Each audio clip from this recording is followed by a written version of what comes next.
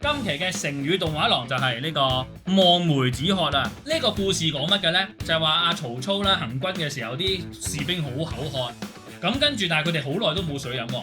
然之後佢就諗咗一招啦，佢就指住前面話：喂，前面有梅林啊，行過去跑過去就可以解渴㗎啦。跟住啲士兵聽咗之後呢，想像到啲梅啊，就即刻呢分泌啲口水出嚟，就解決咗口渴，同埋真係抵達咗佢哋想去嘅地方啦。呢個就叫望梅止渴。咁但係現實生活我哋點樣去用望梅止渴呢個成語呢？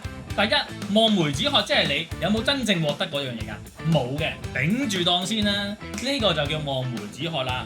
嗱，例如啦，我哋呢，眾所周知，廖月晴呢係呢個袁 Sir 嘅頭號粉絲，佢每日都要望到袁 Sir 先可以瞓到覺覺豬嘅。